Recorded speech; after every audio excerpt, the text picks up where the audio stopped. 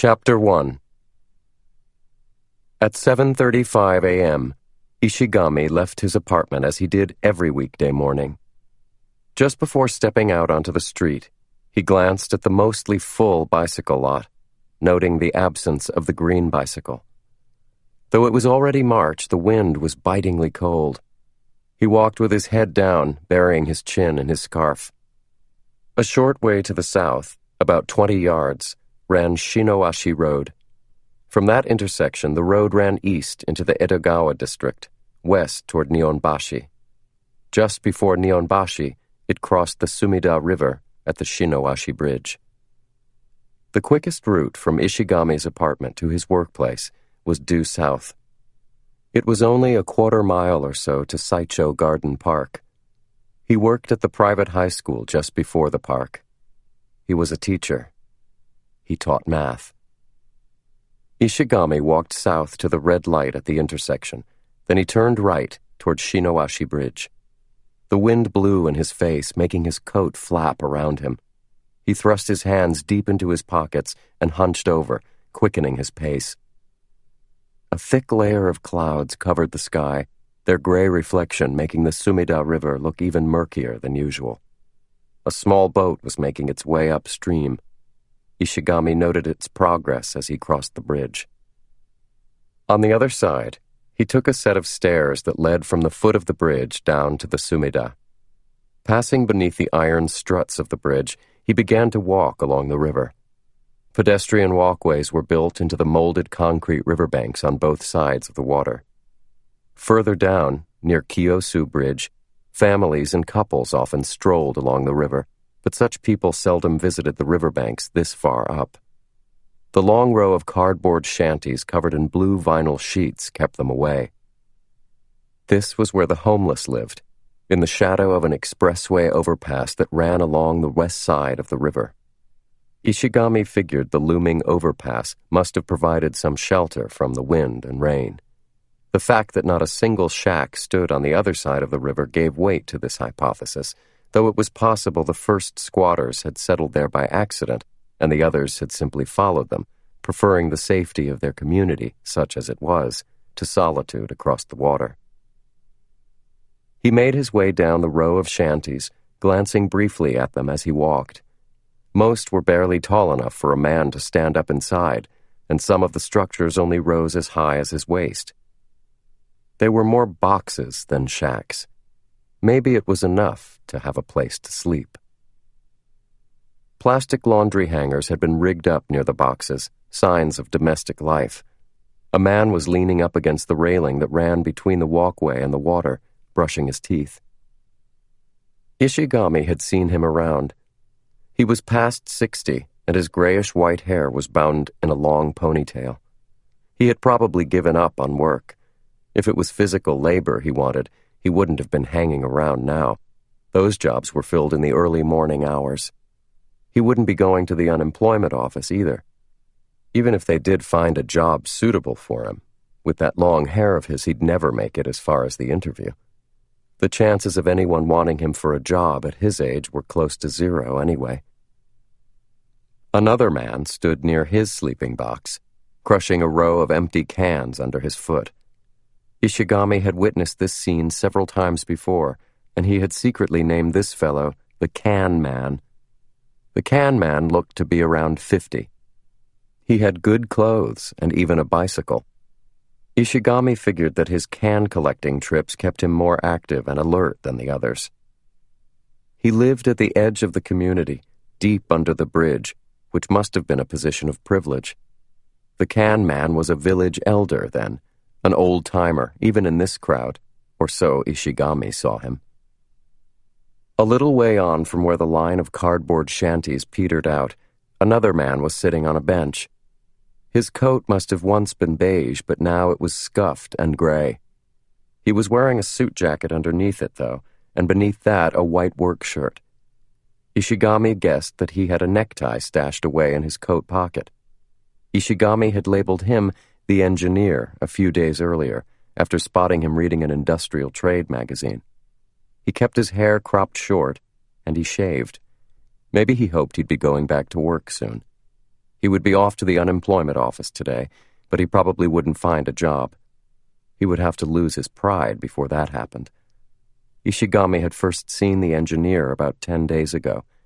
He wasn't used to life along the river yet, still drawing an imaginary line between himself and the blue vinyl sheets. Yet here he stayed, not knowing how to live on his own without a home. Ishigami continued walking along the river.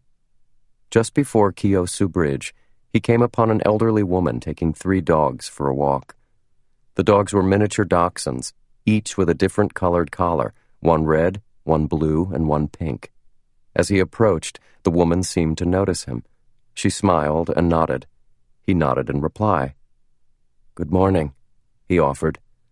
"Good morning. Cold, isn't it?" "Quite," he replied, grimacing for effect. The old woman bade him a good day as she passed by, and he gave her a final nod. Some days before, Ishigami had seen the woman carrying a plastic convenience store bag with something like sandwiches in it, probably her breakfast. He surmised from this that she lived alone. Her home wouldn't be far from here. She was wearing flip-flops, and she wouldn't be able to drive a car in those. She had probably lost her husband years before, and now lived in a nearby apartment with her 3 dogs. A big place if she was keeping 3 dogs there. No doubt her pets had kept her from moving to a smaller room somewhere. Maybe she had already paid off the mortgage, but there would still be maintenance fees, so she had to scrimp and save. She hadn't been to the beauty salon once this winter. Her hair showed its natural color, free from dye. At the foot of Kiyosu Bridge, Ishigami climbed the stairs back up to the road. The school was across the bridge from here, but he turned and walked in the opposite direction. A sign facing the road read, "Benten Te." Beneath it was a small shop that made boxed lunches. Ishigami slid open the aluminum-framed glass door. "Good morning. Come in, came the call. It was a familiar greeting and a familiar voice, but it somehow always managed to put a spring in his step. Yasuko Hanoka smiled at him from behind the counter. She was wearing a white hat. Ishigami felt another thrill as he realized that there were no other customers in the shop. They were alone. "I'll take the special." "One special coming up," she replied brightly. Ishigami couldn't see her expression as he was staring into his wallet, unable to look her in the face. Given that they lived next door to each other, Ishigami felt like he should have something to talk about other than his boxed lunch order, but nothing came to mind. When he finally came up with, "Cold today, isn't it?" he mumbled the words, and they were lost in the sound of another customer opening the sliding glass door behind him. Yasuko's attention had turned to the new arrival. Boxed lunch in hand, Ishigami walked out of the store. This time, he headed straight for Kiyosu Bridge. His detour to Benten Te finished. After the morning rush, things slowed down at Benten Te, at least as far as customers were concerned. In the back, however, there were lunches to be made. Several local companies had the shop deliver meals for all their employees by 12 o'clock. So, when the customers stopped coming, Yasuko would go back into the kitchen to lend a hand. There were 4 employees at Benten Te. Yanazawa was the manager, assisted by his wife, Sayoko. Kaneko, a part-timer, was responsible for making deliveries, while Yasuko dealt with all the in-shop customers. Before her current job, Yasuko had worked in a nightclub in Kinchicho. Yanazawa had been a regular there, and Sayoko had been the club's mama, though Yasuko hadn't known they were married until just before Sayoko quit. "She wants to go from being the mama at a bar to the good wife at a lunch shop," Yanazawa had told her. "Can you believe it? Some people never failed to surprise me." Rumors had begun to fly at the club, but according to Sayoko, it had been the couple's long-held dream to run a place of their own. She had only been working at the club to save up for that. After Benten Te opened, Yasuko had made a habit of dropping in now and then to see how the two were doing. Business was apparently good enough that, a year later, they asked her if she'd be interested in helping out. It had become too much for the two of them to handle on their own. "You can't go on in that shady business forever, Yasko," Sayoko had told her. "Besides, Misato's getting bigger. You wouldn't want her developing a complex because her mom's a nightclub hostess. Of course," she'd added, "it's none of my business." Misato was Yasko's only daughter. There was no father in her life after Yasko's last divorce 5 years ago. Yasko hadn't needed Sayoko to tell her she couldn't go on as she was. Besides her daughter's welfare, there was her own age to consider. It was far from clear how long she could have kept her job even if she wanted it. It only took her a day to come to a decision, and the club didn't even try to hold on to her. They had just wished her well, and that was all. Apparently she hadn't been the only one concerned about her future there. She had moved into her current apartment in the spring a year ago, which coincided with Misato entering junior high school. Her old place was too far from her new job, and, unlike the club, getting to her new work on time meant getting up by 6 and being on her bicycle by 6:30. Her green bicycle. "That high school teacher come again today?" Sayoko asked her during a break. "Doesn't he come every day?" Yasko replied, catching Sayoko sharing a grin with her husband. "What? What's that for?" "Oh, nothing. We were just saying the other day how we thought he might fancy you." "What?" Yasko leaned back from the table, a cup of tea in her hand. "You were off yesterday, weren't you? Well, guess what? He didn't come in yesterday. Don't you think it's strange that he should come every day except for the days when you're not here?" "I think it's a coincidence." "Well, we think maybe it's not." Sayoko glanced again at her husband. Yanazawa nodded, still grinning. "It's been going on for a while now," he said with a nod at his wife. "Every day that Yasko's out, he doesn't come here for his lunch," she says. "I'd wondered about it myself, to tell the truth. And when he didn't show yesterday, that kind of confirmed it for me." "But I don't have any set vacations, other than the days the whole shop is closed. It's not like I'm out every Monday or something obvious like that." "Which makes it even more suspicious," Sayoko concluded, a twinkle in her eye. "He lives next door to you, doesn't he? He must see you leave for work. That's how he knows." Yasko shook her head. "But I've never met him on my way out, not even once." "Maybe he's watching you from someplace. A window, maybe?" "I don't think he can see my door from his window." "In any case, if he is interested, he'll say something sooner or later," Yanazawa said. "As far as we're concerned, we have a regular customer thanks to you, so it's good news for us. Looks like your training in Kinshicho paid off." Yasko gave a wry smile and drank down the rest of her tea, thinking about the high school teacher. His name was Ishigami. She had gone to his apartment the night she moved in to introduce herself. That's when she'd learned he was a teacher.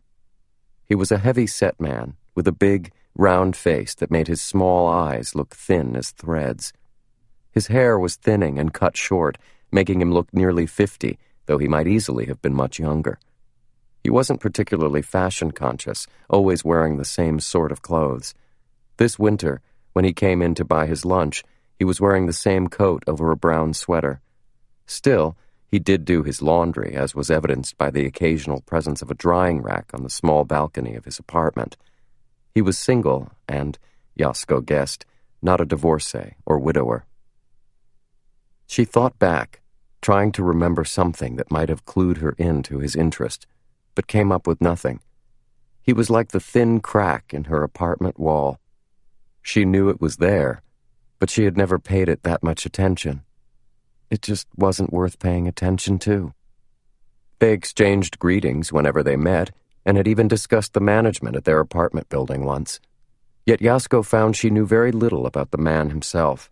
She had only recently learned that he taught math, when she happened to notice outside his apartment door a bundle of old math textbooks, wrapped in string and awaiting disposal. Yasko hoped he wouldn't ask her out on a date. Then she smiled to herself, trying and failing to imagine the dour-looking man's face as he asked the question. As on every other day, the midday rush at Ben-Ten-Te began right before lunchtime, peaking just after noon. Things didn't really quiet down again until after 1 o'clock. Yasko was sorting the bills in the register when the sliding glass door opened and someone walked in.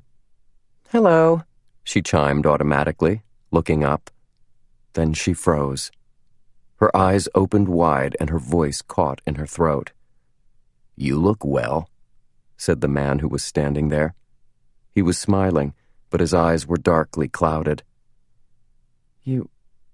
How did you find me here?" "Is it so surprising? I can find out where my ex-wife works if I have a mind to."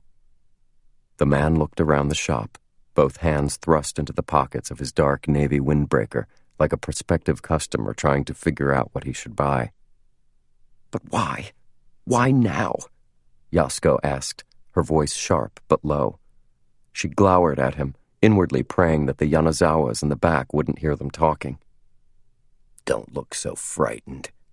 How long has it been since I saw you last? And you can't even manage a polite smile." He grinned. Yasko shivered. "If you're here to chit-chat, you can save yourself the trouble and turn around right now." "Actually, I came for a reason. I have a favor to ask. Think you can get out for a bit?" "Don't be an idiot. Can't you see I'm working?" Yasko said, then immediately regretted it. That made it sound like I would have talked with him if I wasn't at work. The man licked his lips. "What time do you get off?" "It doesn't matter. I don't want to talk to you. Please, just leave and don't come back." "Ouch. Cold." "What did you expect?" Yasko glanced outside, hoping that a customer would walk in, but the street was empty. "Well, if this is how you're going to act, guess I'll try someone else," the man said, scratching his head. Warning bells went off in Yasko's head. "What do you mean by that?" "I mean, if my wife won't listen to me, maybe her daughter will. Her school's near here, right?" "Don't you dare." "Okay, then maybe you can help. Either way's fine by me." Yasko sighed. She just wanted him to leave. "I'm on till 6. "Early morning to 6 o'clock?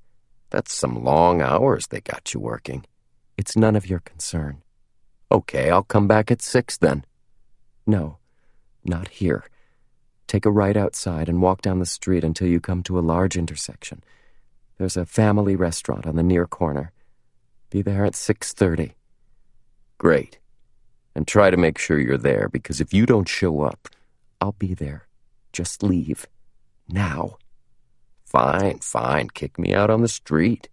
The man took another look around the shop before walking out, closing the sliding door behind him a little too hard. Yasko put her hand to her forehead. A headache was coming on and she felt nauseated. A weight of hopelessness began to spread inside her chest. It was 8 years since she married Shinji Togashi. Now the whole sordid story replayed in her mind. When she met him, Yasko was working as a hostess in a club in Akasaka. Togashi was a regular. He was a foreign car salesman. He lived large and he had included her in his high-flying lifestyle. He gave her expensive gifts, took her to pricey restaurants.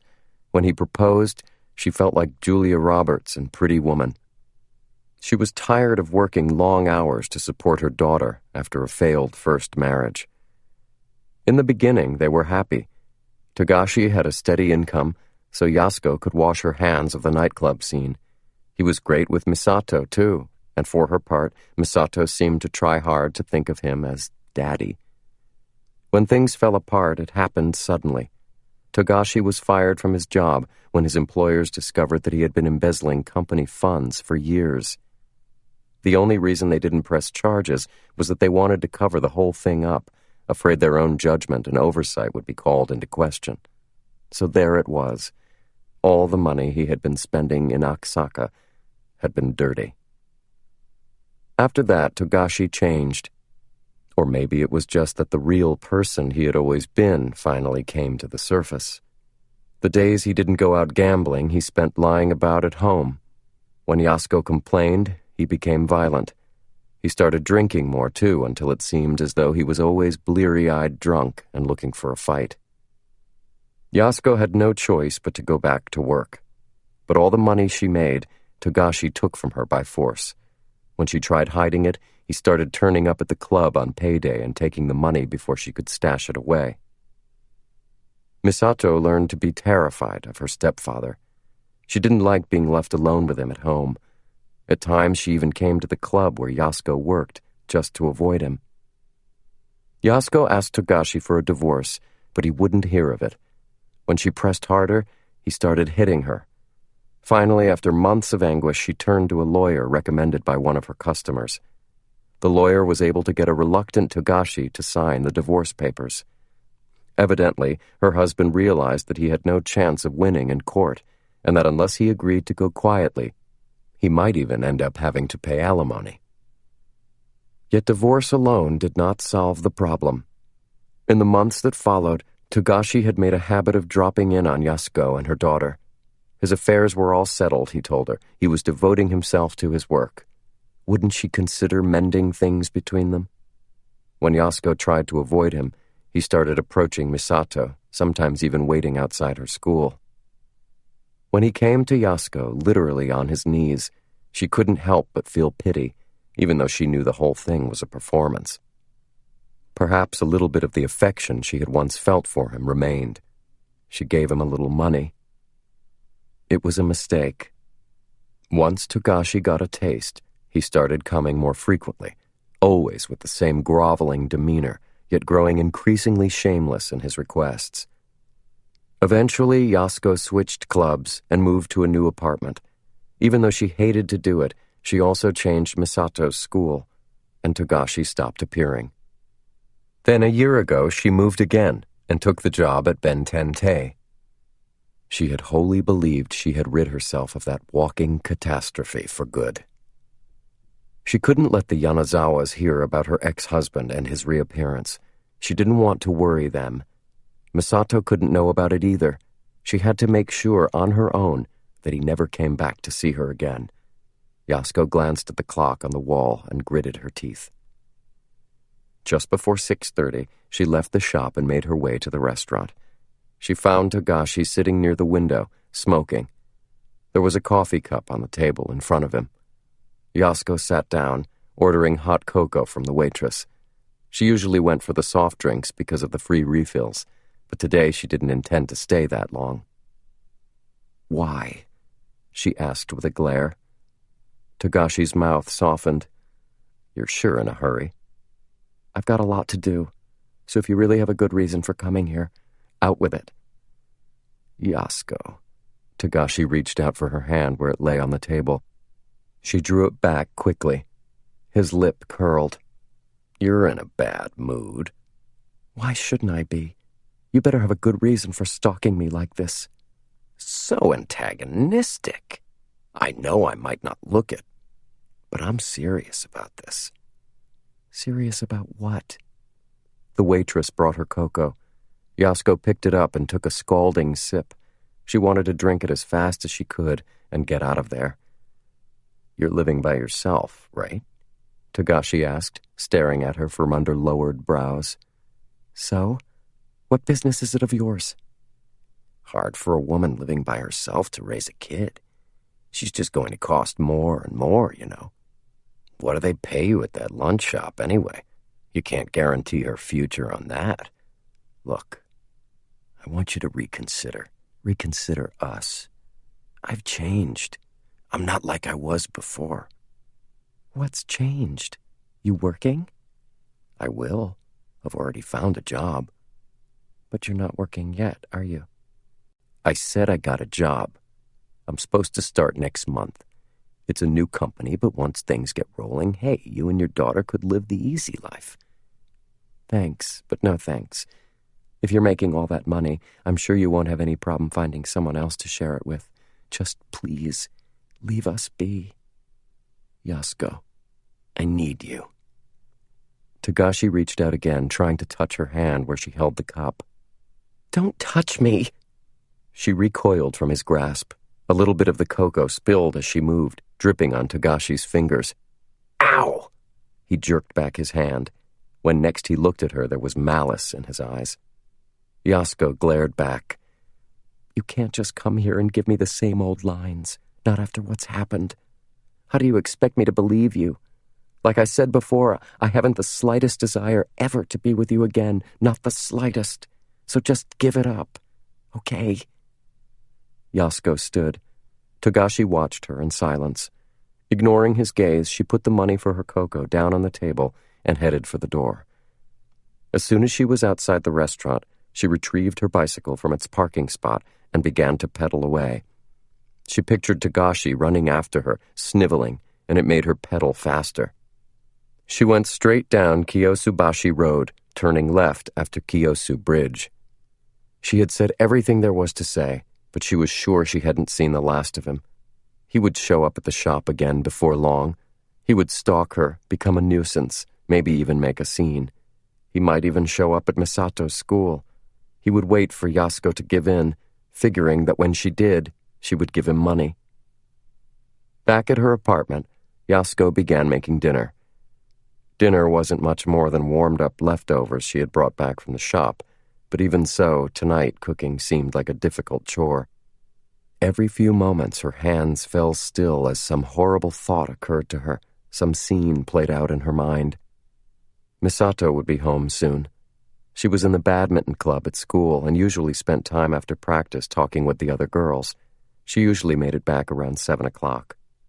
The doorbell rang. Yasuko frowned and went to the door. It wouldn't be Misato. She had her own key. Yes? Yasuko called without opening the door. Who is it? There was a brief pause, and then, It's me. Yasuko didn't answer. Her vision dimmed.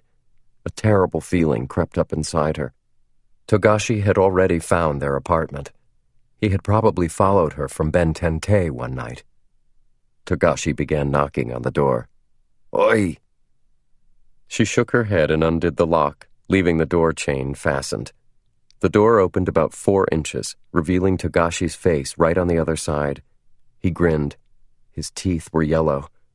Why are you here? Go away. I wasn't finished talking. Boy, short-tempered as always, aren't you? I told you, we're done. Finished. Never again. You can at least listen to what I have to say. Just let me in. I won't. Go away. Hey, if you won't let me in, I'll just wait here. Misato should be getting home any time now. If I can't talk to you, I'll just have to talk to her. She's got nothing to do with this. So let me in. I'll call the police. Go ahead. What's wrong with a man coming to visit his ex-wife? The police will take my side. You could at least let him in, ma'am, they'd say. Yasuko bit her lip.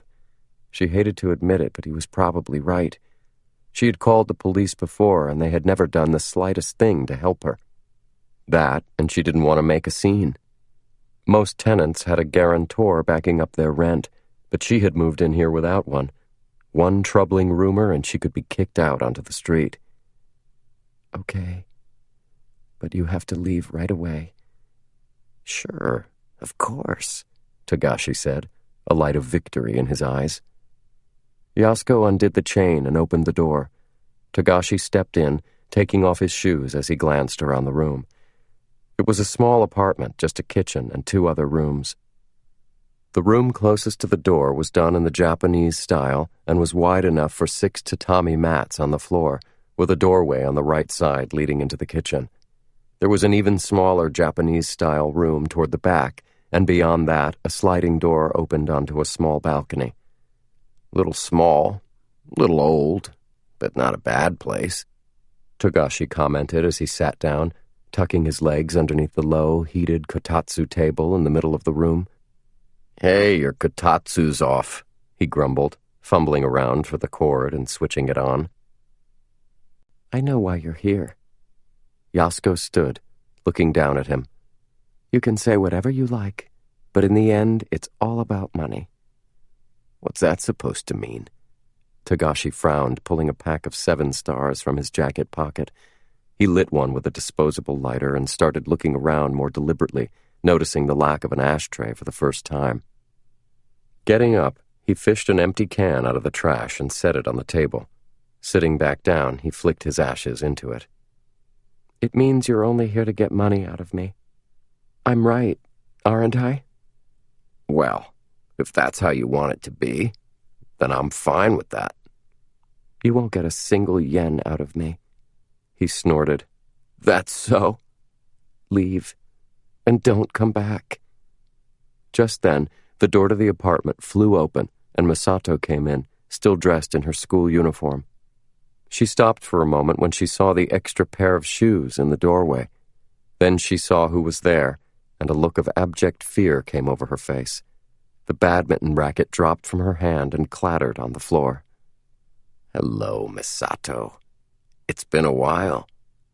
"You've grown," Togashi said, his voice casual as could be. Misato glanced at her mother, slipped out of her sneakers, and walked in without saying a word. She made a beeline for the room in the back and closed the sliding door behind her tightly. Togashi waited a moment before speaking again. "I don't know what you think this is all about, but all I want to do is make things good between us again. I don't see what's wrong in asking that." "Like I said, I'm not interested. Surely you didn't think I would really say yes. You're just using that as an excuse to bother me." That had to have hit the mark, but Togashi didn't respond. Picking up the remote, he turned on the television. It was a cartoon show. Yasuko sighed and went into the kitchen. She reached into the drawer by the sink and pulled out her wallet. Opening it, she took out 2 10,000 yen bills.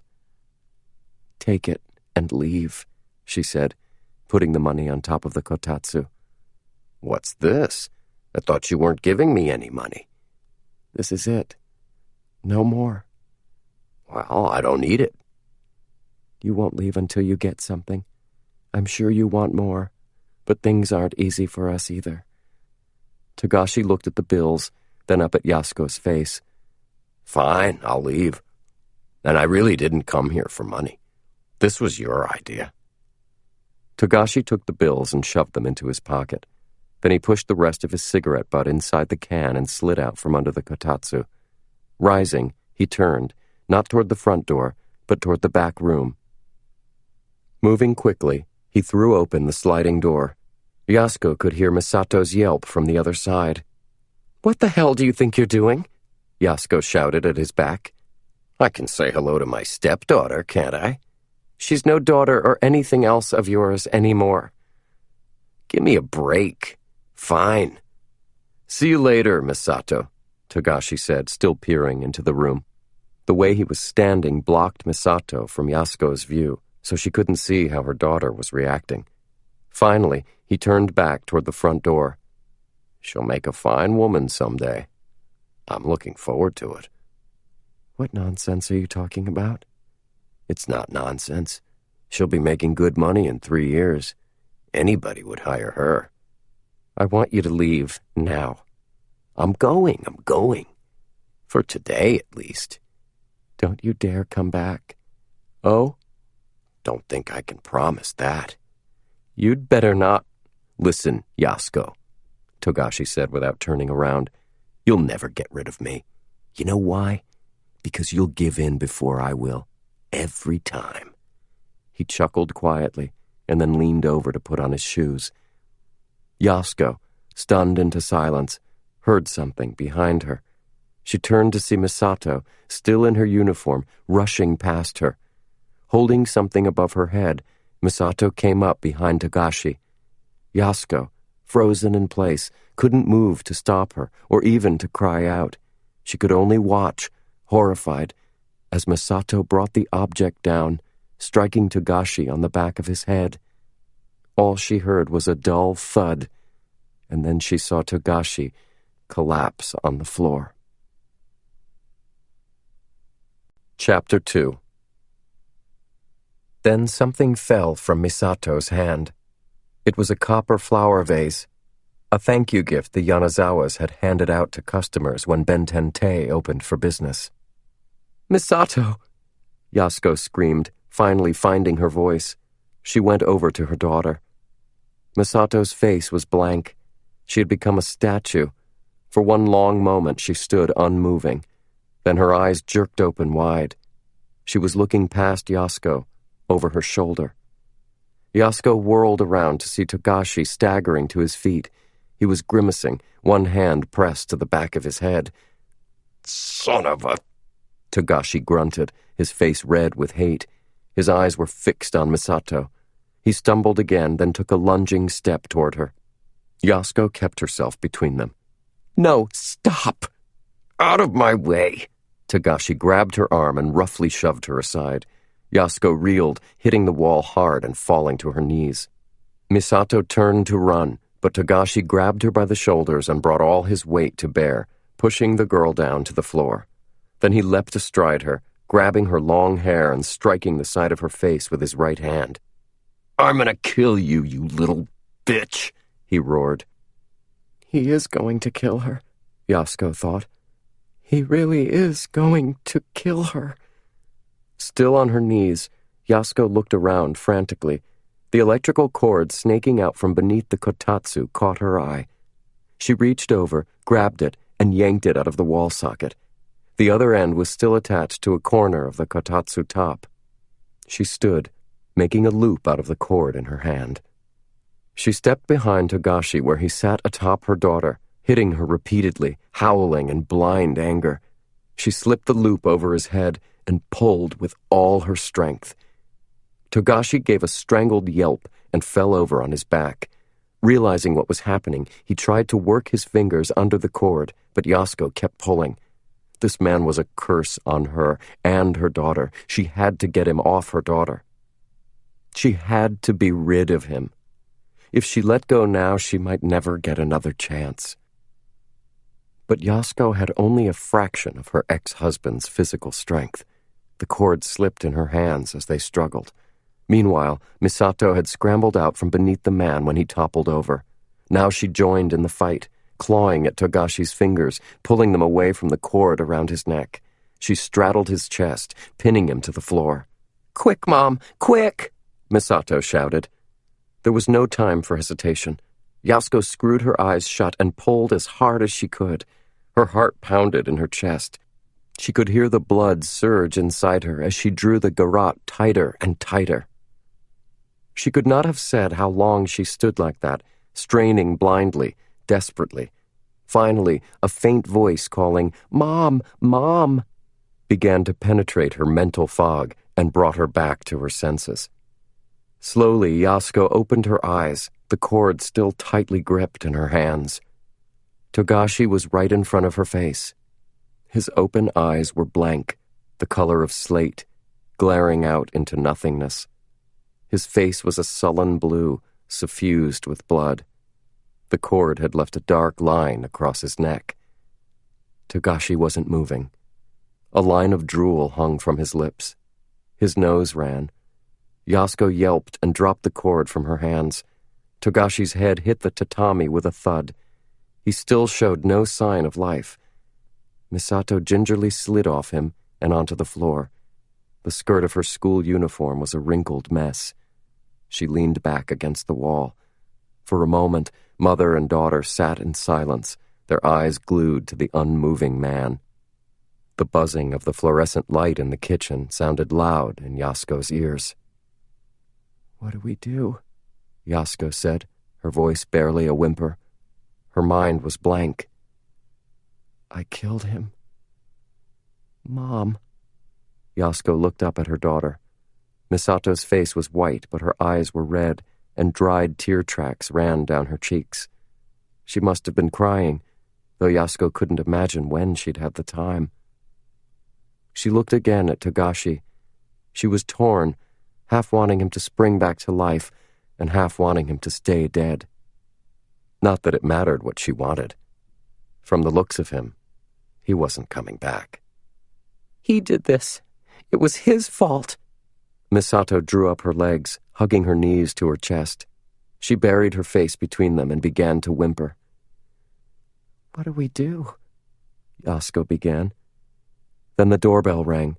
and her whole body jerked with surprise. Misato looked up, her cheeks glistening. Their eyes met, asking each other, who could it be?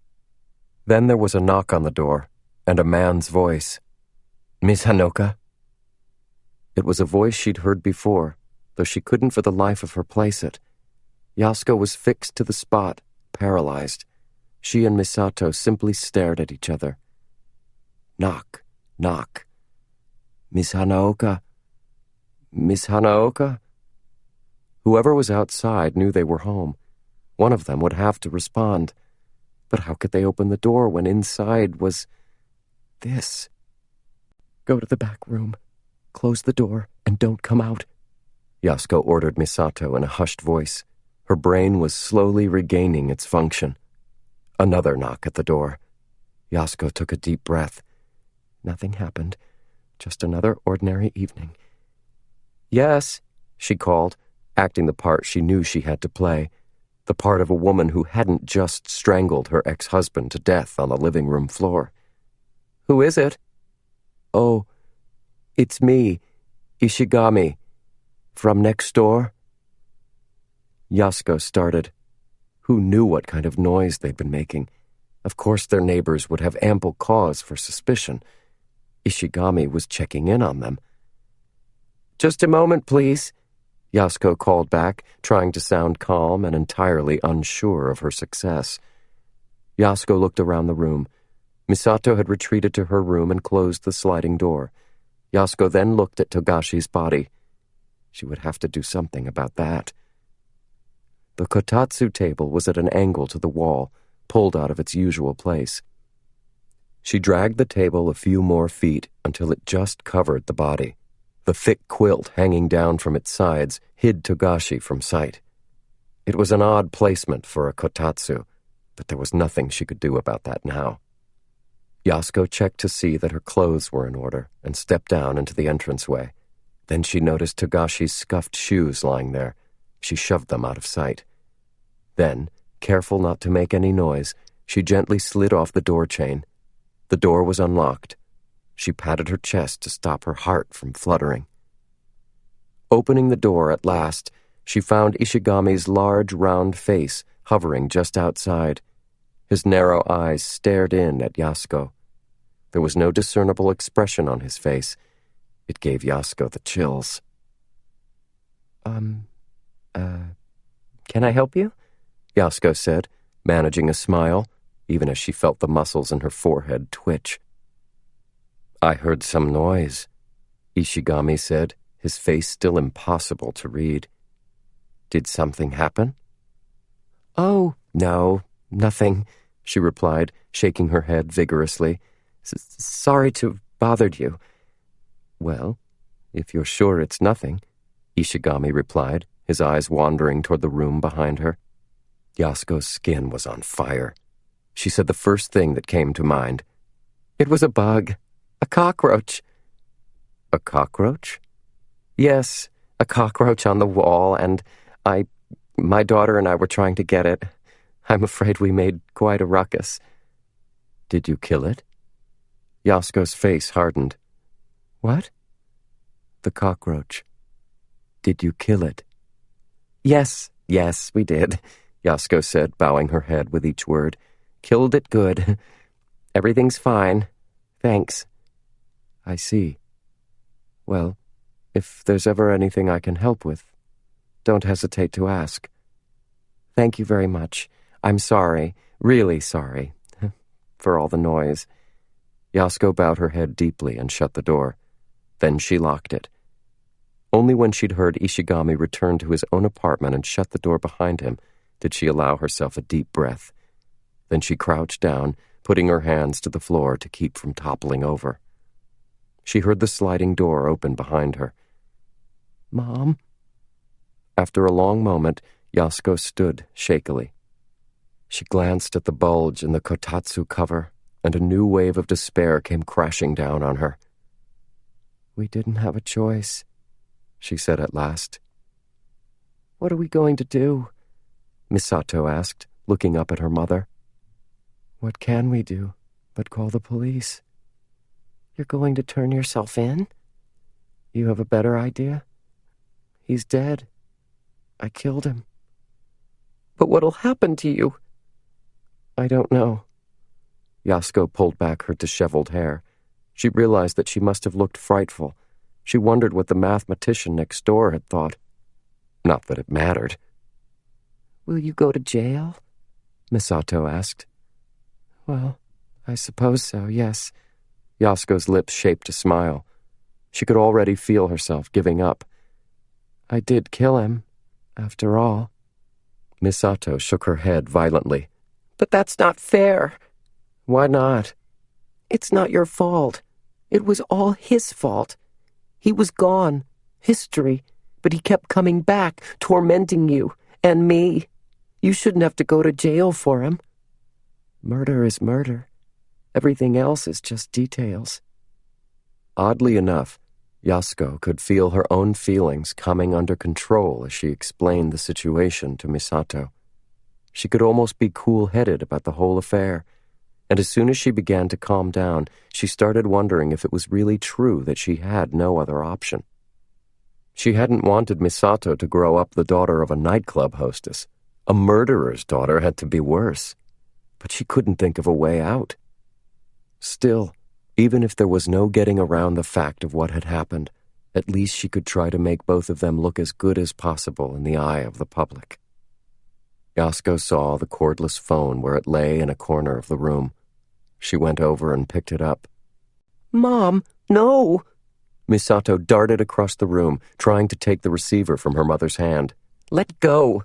No, you can't! Misato shouted, grabbing Yasko's wrist. She had a strong grip, probably from those hours of badminton practice after school. Let go of me, please. No, Mom, I won't let you do it. I'd rather turn myself in. Nonsense. What are you talking about? Misato shot her mother a defiant look. I hit him first. You were just trying to save me from him. And even after it all started, I helped. I killed him too. Yasko's body stiffened, and her grip on the phone weakened. Misato snatched it from her hand. Hugging it to herself, she went to the far corner of the room, turning her back on her mother. Yasko thought furiously. What would the police do? Would they believe her if she said she'd killed Togashi by herself? Would they just take her word for it? No, the police would make a thorough investigation. She had seen enough police dramas on television to know that they would want evidence, and they would use every means at their disposal to get it. They would question the neighbors. There would be a forensics team. And then Yasko's vision dimmed. The police could threaten her all they wanted. She would never tell them what Misato had done. She was sure of that. But what if their investigation revealed the truth anyway? It would all be over. She wondered if there was some way she could make it look like she had killed him by herself, but she soon discarded the idea. If she tried anything of the sort, they'd see right through her amateurish efforts. I have to protect Misato. The girl had had it so tough, growing up with a mother like her. Yasko would gladly give her own life if it meant Misato would not have to suffer anymore. So what should I do? Is there anything I can do? A curious sound shook Yasko out of her thoughts. Gradually, she realized it was the phone, ringing as Misato clutched it. Misato's eyes went wide, and she looked at her mother. Yasko quietly extended her hand. Misato bit her lip, then slowly handed over the phone. Yasko steadied her breath, then lifted the receiver to her ear and pressed the talk button. Yes? Hello? Hanoka speaking. Hi. It's Ishigami from next door? Yasko stared stupidly at the phone. It's that teacher again. What could he possibly want this time? Yes? Can I help you? Well, actually, I was wondering what you were going to do. Yasko had no idea what he meant. I'm sorry, about what? Just, well... Ishigami paused before continuing. If you were going to call the police, well, that's fine. I'll say nothing about it. But if you weren't, Then I was thinking there might be something I could do to help. What? Yasko's mouth hung open. What the hell was he saying? How about I come over there now? Ishigami said, his voice hushed over the phone. Would that be okay? What? No, I don't think... No, that would not be okay. Yasko stammered, her body breaking out in a cold sweat. Miss Hanoka, Ishigami went on, it's very difficult to dispose of a body. A woman can't do it by herself. Yasko was speechless. He must have overheard. He must have been able to hear her talking with Misato. Maybe he had been listening to everything, her argument with Togashi, the struggle, everything. It's over, she thought, lowering her head. There was no escape now. She would have to turn herself in. She would just have to try to make sure that Misato's involvement never came to light. Miss Hanoka, are you listening to me? Yes. I'm listening.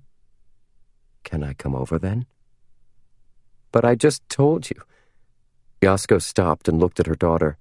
Misato stared back at her, fear and confusion on her face. She must really be wondering who I'm talking to. If Ishigami had been listening to everything from the neighboring apartment, then he knew Misato was involved in the murder. And if he were to tell the police what he knew... Yasko swallowed. Right. Okay. There is something I wanted to ask your help with anyway. Please do come over. Be right there, came Ishigami's reply. Who was it? Misato asked as soon as Yasko had hung up. The teacher from next door. Mr. Ishigami. Why? How did he... I'll explain later. You go to your room and close the door, quickly. Still looking confused, Misato went into the back room again. At almost the same instant that the girl shut her door, Yasko heard Ishigami step out of his apartment. A few moments later, the doorbell rang. Yasko went to the entryway, unlocked the door, and removed the chain. Ishigami was waiting there with a curious expression on his face. For some reason, he had put on a dark navy jacket. He wasn't wearing that a moment ago. Come in. Ishigami nodded and stepped inside. While Yasko locked the door behind him, the teacher stepped into the room and without the slightest hesitation pulled back the cover on the kotatsu. He went down on one knee to get a closer look at Togashi's corpse. From his expression, he seemed to be deep in thought. For the first time, Yasko noticed that he was wearing gloves. Hesitantly, Yasko joined him where he knelt. All the life had drained from Togashi's face. Spittle, or something else, it was hard to say, had run down from his lips and dried on his skin. You heard us, didn't you? Yasko asked. Heard? Heard what? Through the wall. You could hear us, that's why you called. Ishigami turned to Yasko, his face blank. I couldn't hear you talking, if that's what you mean. For all its faults, this building's quite soundproof. That was one of the reasons why I moved here, actually. Then how did you... realize what happened? Yasko nodded. Ishigami pointed to a corner of the room. An empty can lay there on its side. Some ash had spilled from it onto the floor. When I knocked on your door a few minutes ago, I smelled cigarette smoke. Figuring you had a guest, I looked for shoes by the door, but I couldn't see any. I glanced into the room and noticed it looked like someone was under your kotatsu, and the cord was pulled. But if someone wanted to hide, they could have just gone into the back room, which meant that the person under the kotatsu wasn't hiding there. They had been hidden there. When I put that together with the thumping noises I'd heard and the fact that your hair was unusually disheveled, it wasn't hard to imagine what had happened. Oh, and one more thing. There aren't any cockroaches in this building. I've lived here several years now and never seen one. Yasko stared at Ishigami's mouth as he talked. His voice was calm, never rising, his expression never changing. I'll bet that's exactly how he talks when he's giving a lesson to his students, thought Yasuko, her mind wandering nervously. Then she realized she was staring at him, and she averted her eyes. She felt that he had been watching her, too. He's terribly level-headed and smart, she thought. How else could he have accurately reconstructed such an elaborate scenario after only a glance through her front door? At the same time, Yasuko felt relieved. If he hadn't heard her conversations, he didn't know the details of what had happened. "He was my ex-husband," she said. "We've been divorced for several years, but he kept coming around. He wouldn't leave unless I gave him money. That's what he came for today, too. I couldn't take it anymore, and I guess I just snapped." Yasuko lowered her eyes. She wasn't going to tell him everything that had happened. She had to keep Misato's involvement out of this. "Are you going to turn yourself in?" "I think that's the only way. I hate to do this to Misato, though. She doesn't deserve this." She would have said more, but she heard the sliding door of the back room fly open. Misato, furious, stepped into the room. "No, Mom, you can't. I won't let you." "Misato, be quiet." "I won't. I said I won't. Listen, Mr. Ishigami, I'll tell you who killed that man." "Misato!" Yasuko raised her voice. Misato's mouth snapped shut and she glared daggers at her mother. Her eyes were completely red. "Miss Hanoka," Ishigami said evenly, "you don't have to hide it from me." "I'm not hiding anything." "I know you didn't kill him by yourself. Your daughter must have helped you." Yasuko shook her head. "No, that's not true. I did do it myself. She only just came home. She came home right after I killed him. She had nothing to do with it." It was clear Ishigami wasn't believing a thing she said. He sighed and looked at Misato. "I think hiding it is only making it harder on your daughter." "I'm not lying. You have to believe me." Yasuko laid her hand on Ishigami's knee. Ishigami stared at her hand for a moment, then looked back at the corpse. Then he tilted his head. "What matters is how the police see things. I'm afraid they'll not be fooled so easily." "Why not?" Yasuko asked, before realizing that she had as good as admitted her lie. Ishigami pointed to the corpse's right hand. "There's bruising on the wrist and the back of his hand. I think I can even make out finger marks. I'm guessing he was strangled from behind and naturally tried to protect his throat. These marks came from someone stopping him from doing so. The evidence is plain to see." "It was me," Yasuko insisted. "I did that too." "Miss Hanoka, that's impossible." "Why?" "You strangled him from behind, right? How could you pull his hands forward at the same time? It's impossible. You'd need 4 arms." Yasuko had nothing more to say. She felt trapped in a tunnel from which there was no exit. She lowered her head, her shoulders sagging. If Ishigami could tell all this with just a glance, the police would surely see even more. "I just don't want to get Misato involved. I have to help her." "I don't want you to go to prison either, Mom," Misato said, her voice choked with tears. Yasuko covered her face with her hands. "I just don't know what to do." She felt the air growing heavier around her. It felt like she would be crushed where she sat. "Mister," Misato spoke, "you came here to tell Mom she should turn herself in, right?" There was a beat before Ishigami replied. "I called thinking I could help you and your mother in some way. If you want to turn yourselves in, that's fine. I won't argue with you.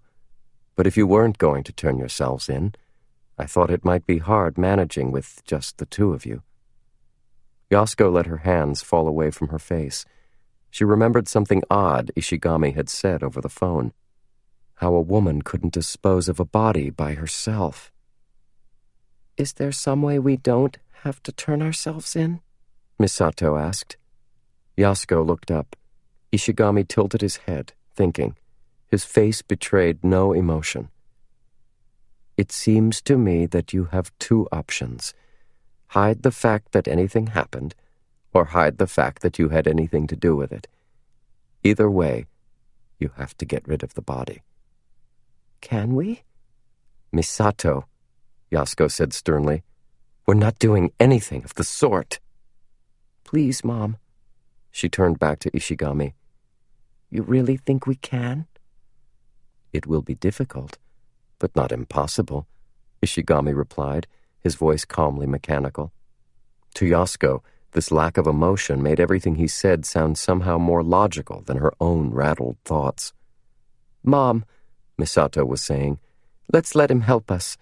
It's the only way. But I couldn't. Yasuko looked at Ishigami. His narrow eyes were fixed on the floor. He was waiting for them to decide.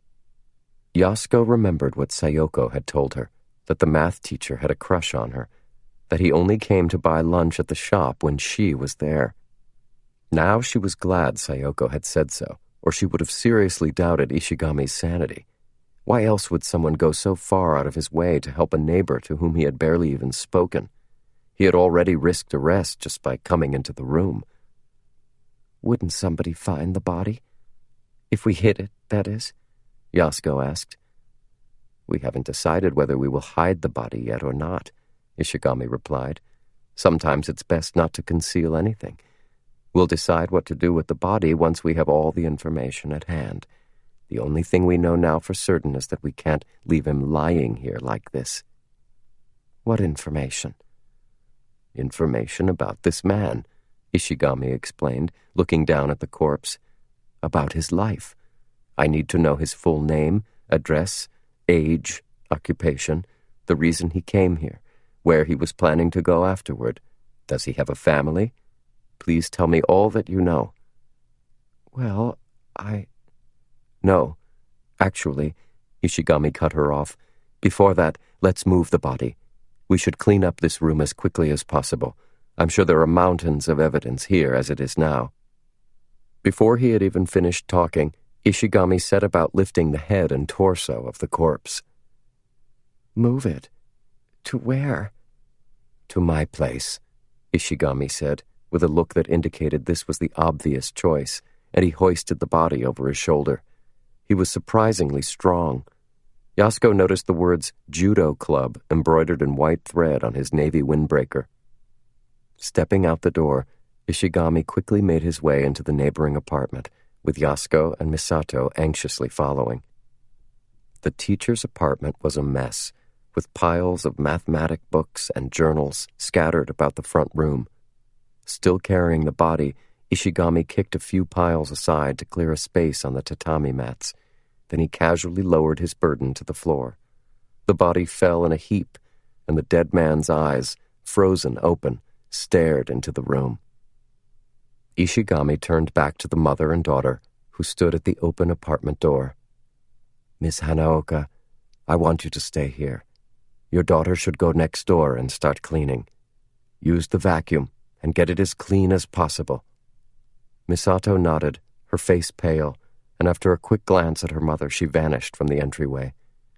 Close the door, Ishigami said to Yasuko. Oh, okay. Yasuko did as she was told, then stood in hesitation. You might as well come in. It's not as clean as your place, I'm afraid. Ishigami pulled a small cushion off a chair and placed it on the floor next to the body. Yasuko stepped into the room, but she did not sit on the cushion.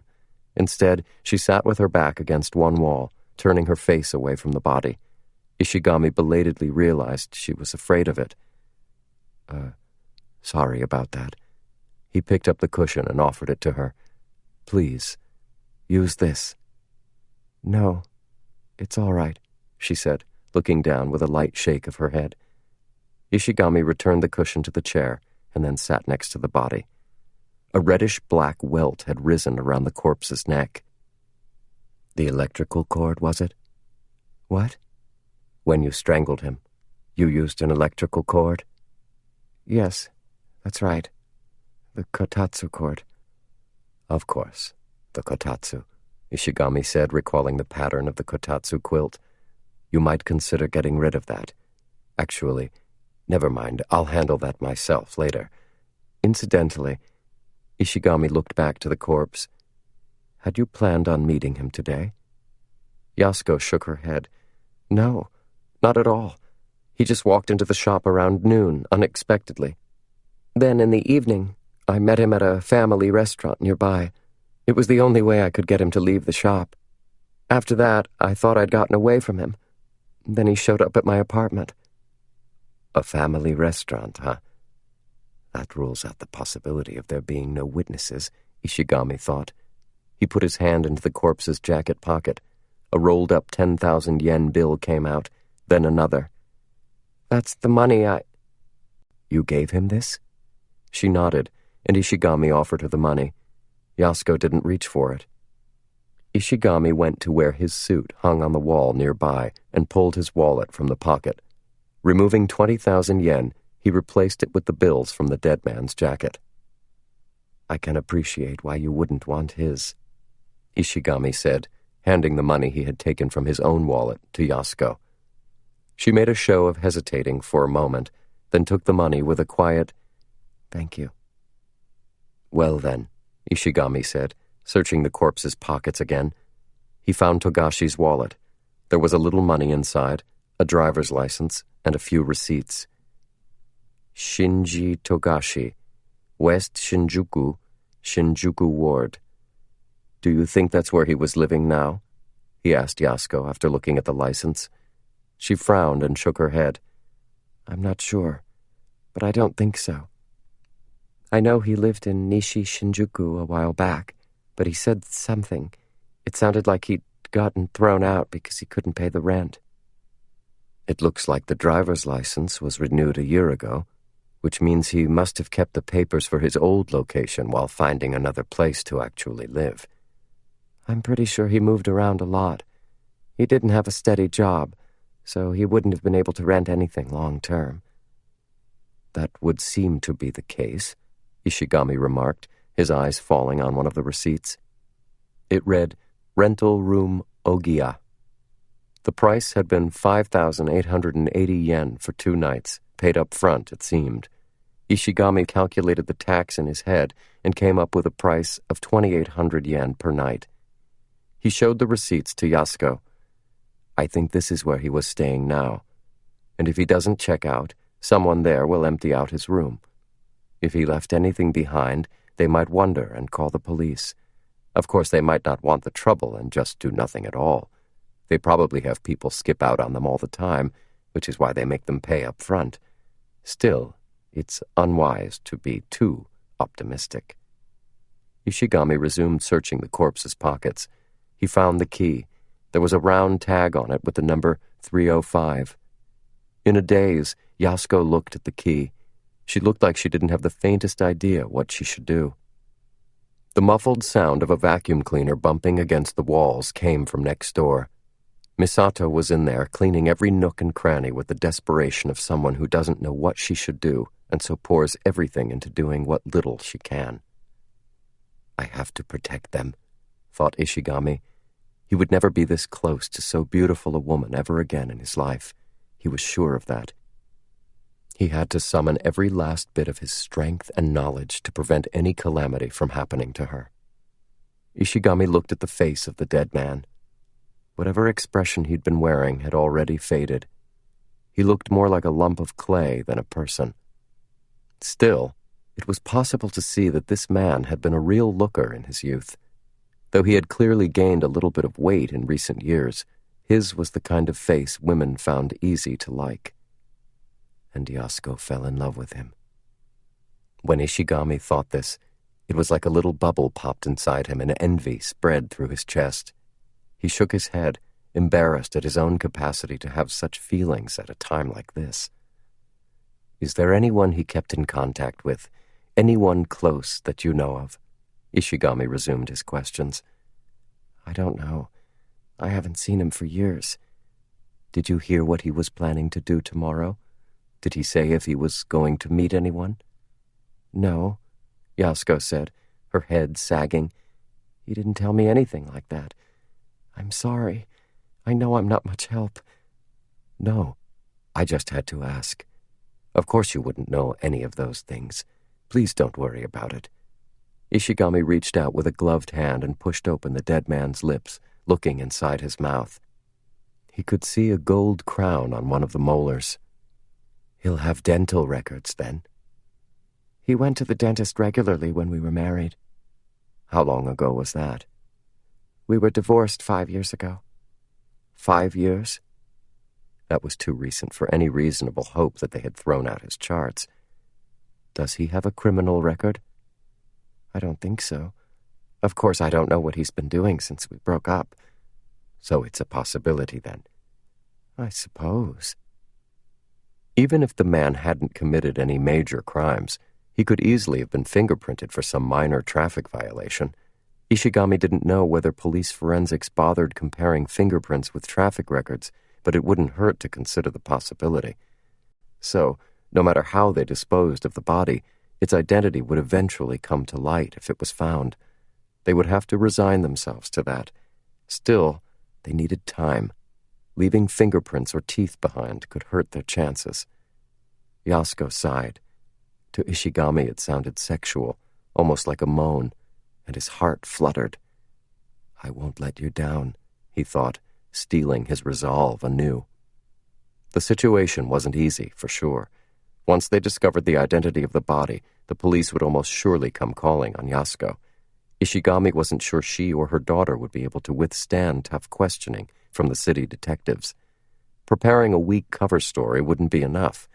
As soon as the detectives found an inconsistency, the whole thing would fall apart, and the Hanaokas would likely just blurt out the truth.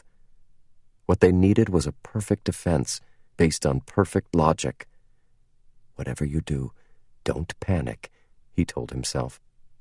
Panicking wouldn't help them reach a solution, and he was sure their problem had a solution. Every problem had one. Ishigami closed his eyes. It was a habit he had developed when confronting particularly ornery mathematical challenges. All he had to do was shut out all information from the outside world, and the formulas would begin to take shape. Except this time, it wasn't formulas that filled his head. After a time, he opened his eyes. First, he looked at the alarm clock sitting on the table. It was 8:30. Next, he looked at Yasuko. She swallowed and drew back. Help me undress him.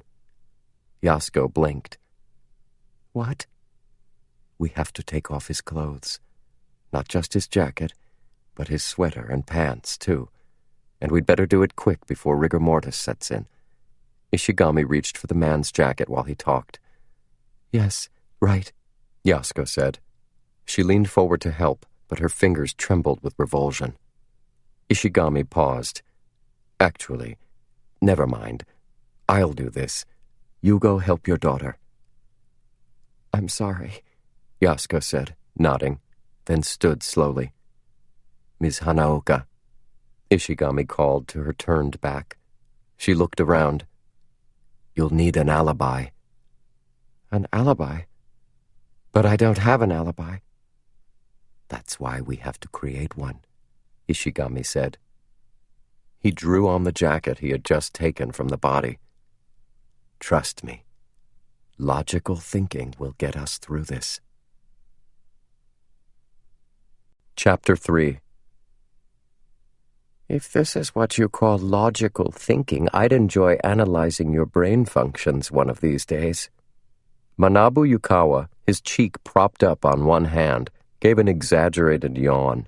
He'd taken off his smallish wire-frame glasses some time ago and set them aside, as if to say, I won't be needing these.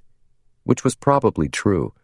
Kusanagi had been sitting across from him, staring at the chessboard for over 20 minutes now, unable to think of a way to break out of his predicament. There was nowhere for his king to run. He couldn't even play the cornered rat and take out a piece or two of his opponents on his way down. He had considered every possible move by now, and each led straight to certain defeat. You know, chess really isn't my kind of game, Kusanagi muttered. Yukawa rolled his eyes. Here he goes again.